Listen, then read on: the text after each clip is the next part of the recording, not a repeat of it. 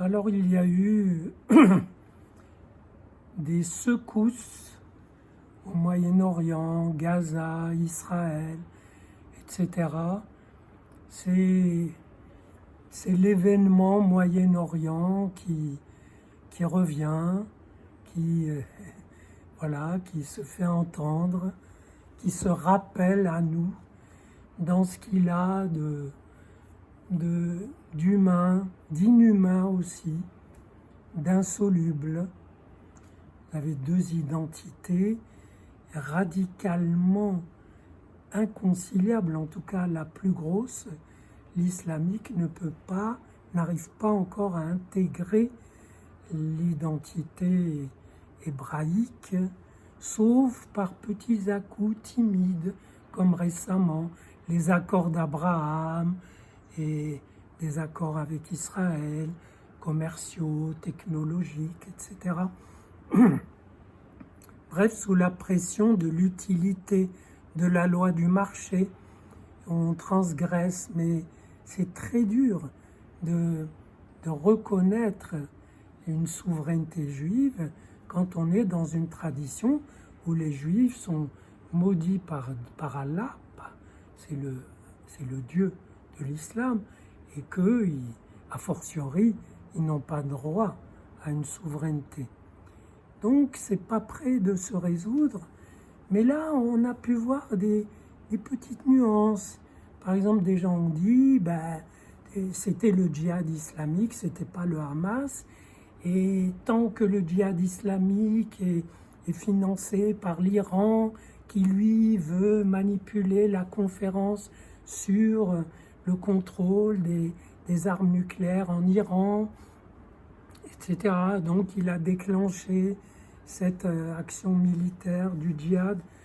C'est possible, mais vous savez, même si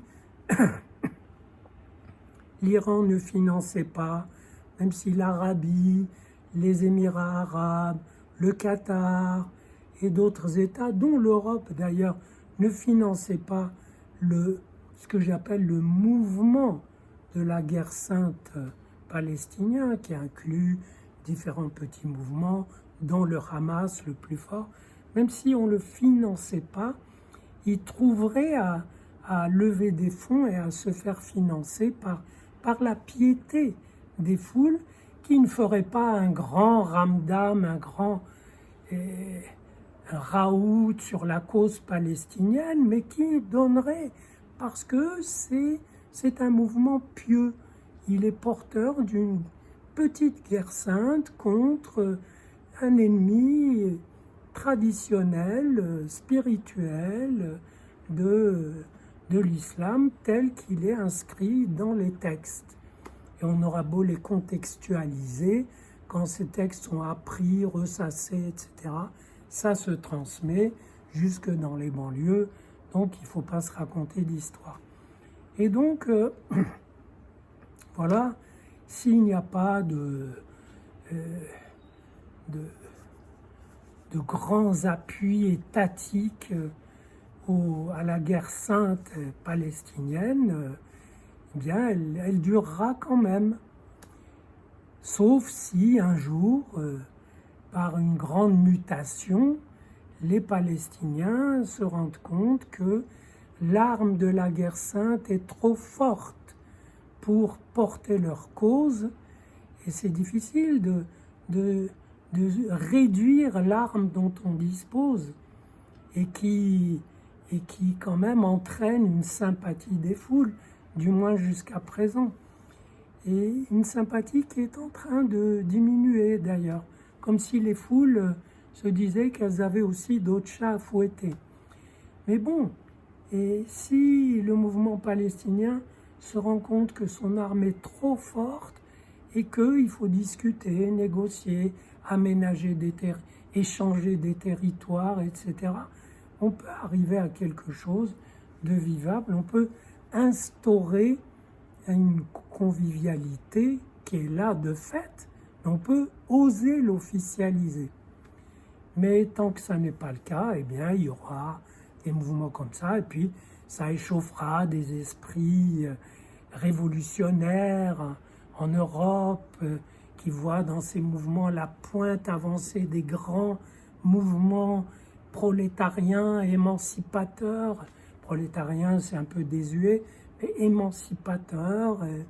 Bon, ben, très bien. Il faut de tout pour nourrir les illusions de chacun et de chaque groupe. Et voilà, il y en aura. Voilà, c'est comme ça. Puis s'il faut pimenter la chose, ils diront qu'Israël est un état d'apartheid, ce qui paraît grotesque quand on y a été. Ils devraient se payer des voyages low cost là-bas pour voir que c'est beaucoup plus complexe et que si il y a des divisions, des discriminations, elles ne sont pas dans le but de rabaisser des gens, mais dans le but de faire fonctionner un petit peu tout ce bazar qui est plein de tiraillements et de conflits millénaires.